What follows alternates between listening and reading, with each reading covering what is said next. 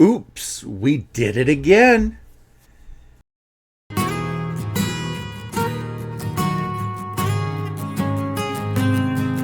My sister and I got each other the same card for Easter. Hi, and welcome to Quilt Meets World, where we have adventures in piecing and joy. I'm Russ. Come on into my sewing room. Do you like them? I'm already looking into the preview of my recorder, and I can definitely see the ring light that is in front of me. It's a little distracting. I mean, I could just, do my entire video like this, but that would be a little bit more distracting. I guess I'm going to have to figure out how to do a little bit better lighting while I am in my sewing space. I have decided to switch from contacts to glasses. I know a lot of times when you've seen me on lives and stuff, I've had these glasses, my readers, but it's gotten to the point where, most of the time that I'm out there, so when I'm working my sewing room, or if I am even at work and stuff, it seems like a lot of the times I need to put on readers in order to see. So I just decided to say, if I'm wearing glasses already 80% of the time, I don't know if it makes any sense for me just not to just go 100% of the time. I'm still getting used to these things. They are trifocal lenses. So if I look up here, it's one prescription. About here is another prescription. And then down here is a third. And it's already caused me to have to say, okay, I need to adjust my eyes like this to see the needle. It is what it is. I really like some of the features of the glasses. Like I've got the transitions lenses, so when I go outside, they darken, so they don't hurt my eyes. It's just trying to get accustomed to where I need to be tilting my head in order to see things. That'll take a little bit, but it's better to be able to see than not. So it's been going on in here for the weekend. Friday night kicked off the weekend for me. I attended a Zoom cocktail hour with icebreakers for my friend Steven of the Idiot Quilters Spring Retreat. He does a retreat twice a year, and they are always a lot of fun. And he does a icebreaker just so that folks can get accustomed to Zoom if they haven't used Zoom before. And then getting to know everybody and everything. So that was a blast. Don't think I got in too much trouble there, but there's always that craziness. Saturday I was up bright and early for the virtual retreat. I don't get up early for just anybody, but I did for Steven's retreat just because they are that awesome and Steven is that awesome. I had a blast, chatting with folks. The best part of the retreat is the special presentations that he had. We had a couple guest speakers, and there might have been a special coupon code given out, and I might have spent a few dollars on things that I didn't really need, but are really cool. So, yeah. I digress about that. There may be a haul video in the future. I did during the retreat get binding cut, sewn, and pressed, and onto the binding bobbin or binding spool. This thing for one of the graduation quilts. And then I had to switch gears and get stuff cut for Bumbleberry Pie, which, I was doing with my friend Stephanie over on her channel just as the retreat was over. So I did a little bit of juggling, got things done, and then, sewed with Stephanie month 11 of Bumbleberry Pie. Bumbleberry Pie is a 12-month block of the month, so yeah, we're like basically done. We have now all the blocks completed.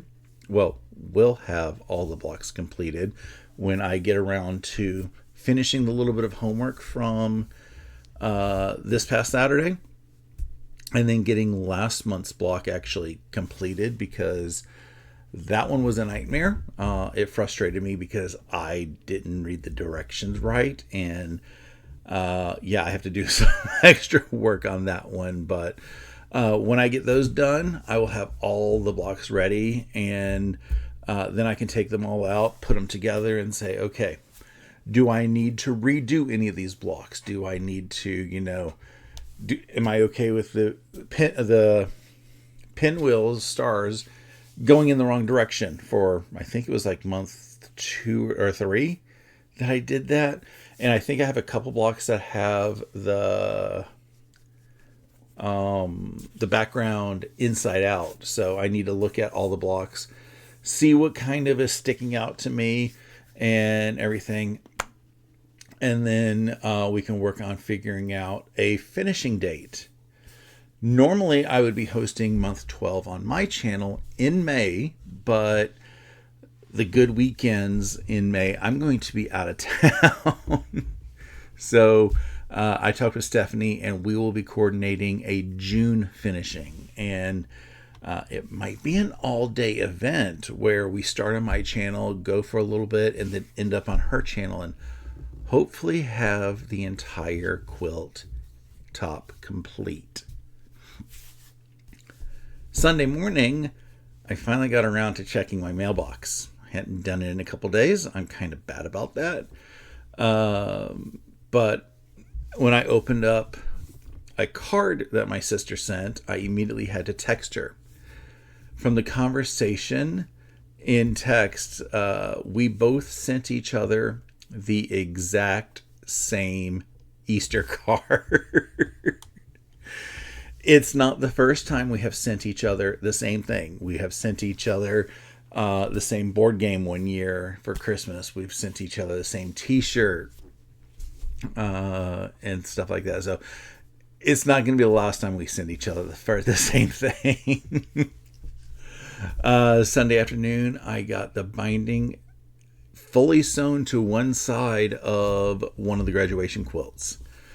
And then I also made binding for the other graduation quilts. It feels like binding is a forever process. And, you don't think that it's a long process because it's just, one strip around the entire quilt. But you have to make the binding. You have to press the binding. You have to fold the binding in half. Then you have to sew it to one side of your quilt. Then you have to sew it to the other side.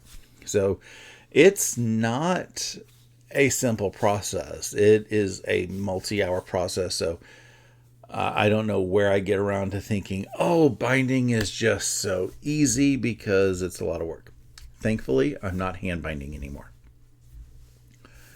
I had Monday off, which was, thank goodness. So I got the last bits of making the bindings done. Then I picked up these new glasses. I dropped off my quilt entry for the porch party at a local quilt shop, which is happening Saturday. Then I came home and I got the binding sewn to one side of a second graduation quilt. So the two big queen size graduation quilts have the binding a little bit more than halfway done. I just need to press the binding flat and then, clip it over to the back side and run it through the machine. Almost like a victory lap. I had a later lunch than normal, but it happens. And when I was done with that, it was time for me to start stitching the final graduation quilt, which is the Star Cakes quilt, on the long arm. It had already been, mostly loaded, and I ended up getting it basted down. I put all the settings into the long arm, picked a pantograph, and I was like, this is going to be gorgeous. I zoomed out and I was like, no, because the stitching was quite heavy. I hadn't done a heavy stitched pantograph before. Most of my stuff is, like wafty swirls or, paw prints and stuff. They're fairly sparse in the patterns. And the pattern that I was looking at, I was like, oh, it's a little dense. So I started looking at the other pantographs that I had because I couldn't find anything on Urban Elements in the little bit of time that I had to search. And I didn't like anything else for the quilt. So I was like, okay, I'm going to go back to my original thoughts, which is the pantograph called Time Warp. And I just decided to go with it.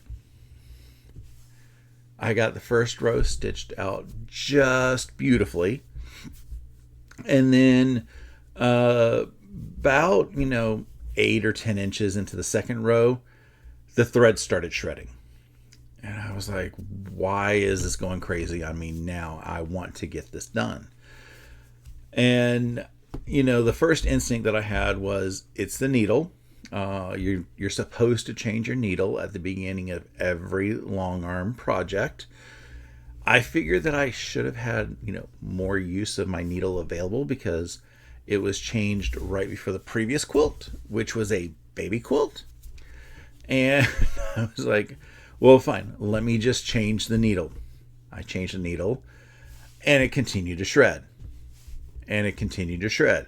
Like I was trying everything left. I even changed to a third needle and just like problems that are, I'm like, what the heck is going on? And I'm trying to do my research. I'm tired and exhausted and trying to figure things out and frustrated. And then finally, for some reason, I just had to say, am I putting the needle in correctly? Because, I had times in the past where I put it in wrong. And then when my friend David used my long arm the last time, he was getting shredded stuff. And my first thing was, did you put the needle in right? Because that was my previous problem. And he said, yes, I did. Yes, I did. And turned out he had the needle in backwards. So I pulled up the website just to confirm if I was right or not. And I was wrong. All of that could have been saved if I had just Googled the website and said, okay, which way do I put the needle? So I'm going to have to make a little image thing, almost like a sticker, to put on my long arm to remind me when I put the needle in, which way the needle goes. It makes perfect sense after I realize, there's one thing that was missing, but I'm like, I've had this problem many times and I just keep forgetting which way goes up front. So again, I will have it figured out. I will put a drawing on there that says, this is what you do. Hopefully I won't have this issue ever again. When I did get the position of the needle correct, the quilting went very smooth, except for running out of bobbin like 3 times, but we'll ignore that. It took forever. I think it took almost 20 minutes a row just because of how dense the quilting is and how much time it takes to advance the quilt and baste everything down and get everything ready for the next row. So I ended up going to bed about an hour and a half later than I normally do. And, that just meant I didn't fall asleep until a bit later than I normally do, but it was worth it. Tuesday was supposed to be haircut day, but when I got to the salon, the guy who does my hair was nowhere to be found. Luckily, it's also eyebrow day. I get them both done at the same place at the same time, just so that I can, have 2 eyebrows, because that's important to me. And getting my hair cut at the same time is just convenient. So it wasn't a full waste of a trip to the salon. I texted Ryan and said, hey, why'd you go to Disney and not tell me? And hopefully when he gets back, I will be able to get onto his schedule to get my hairs did, because I got to look good when I go up to Massachusetts for my sister's graduation. I guess getting my hair cut a little bit closer to my trip is a little better because it'll be fresher, but we will see. Tuesday was also my sister's birthday, so I will let you pause the video for a moment so that you can sing happy birthday to her. Okay, now that you're back, I was able to open gifts with her on Zoom, so I did all that instead of sewing in here. Let me tell you, I may not make it back from Massachusetts alive after her gifts, but in my opinion, totally worth it.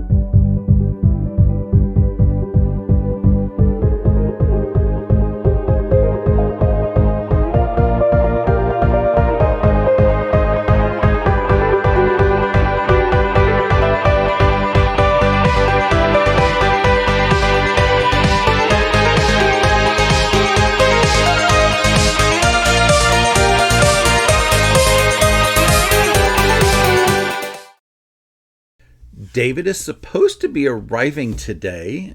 His plans to arrive this past weekend kind of got delayed because work needed him to do things. It happens. I'm upset, that work decided to make him do something. I mean, what if he was trying to be on a boat or something? But he said he was going to come in Wednesday instead. So either way, whether he was coming in or not, my plans would have been exactly the same. Between now and Friday night, I have to get the Star Cakes quilt trimmed and binding on, and I have to sew the binding on the back of the other two graduation quilts. In fact, you can see one of them right here.